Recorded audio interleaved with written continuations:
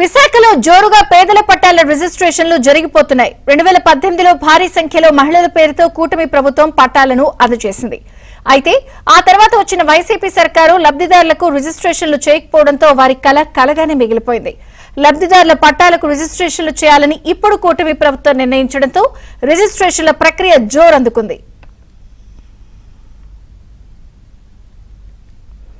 కూటమి ప్రభుత్వం పట్టాలకు రిజిస్ట్రేషన్లు చేయడంపై విశాఖ వాసులు హర్షం వ్యక్తం చేస్తున్నారు. అయితే రిజిస్ట్రేషన్లు చేస్తున్న సమయంలో కొంతమంది సిబ్బంది చేతివాటం చూపిస్తున్నారని లబ్ధిదారులు ఆవేదన వ్యక్తం చేస్తున్నారు.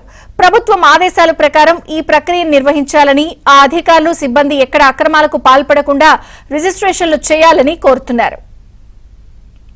టీడీపీ ప్రభుత్వ హయాంలో అప్పుడున్న నిరుపేదలందరికీ అప్పటికే నివాసితులందరికీ 296 జీవో ప్రకారంగా కొన్ని వేలాది పట్టాలు ఇచ్చారు, సంతోషకరమే.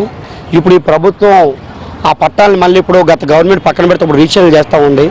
ఫ్రీ రిజిస్ట్రేషనే కానీ సంతోషమే. కానీ కొంతమంది సచివాలయం విఆర్ఓ సిబ్బంది ఈ రిజిస్ట్రేషన్ పట్ల చేతివాటం చూపిస్తూ ఉన్నారని నగ్న సత్యం.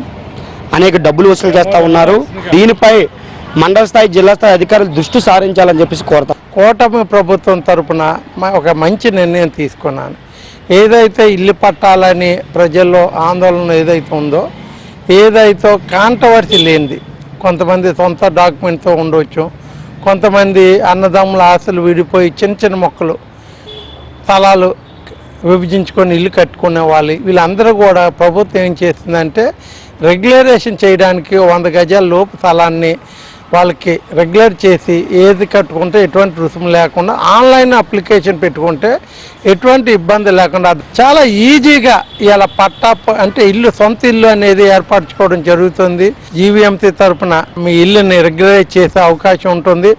లేదా రిపేర్ చేసుకోవాలని, ఏం చేసుకోవాలని ఎటువంటి భయం లేకుండా ఫ్యూచర్లో ఎటువంటి గొడవ ఎవరు మనల్ని ఇబ్బంది పెట్టే పరిస్థితి లేకుండా జరుగుతుందని ప్రభుత్వం ఒక మంచి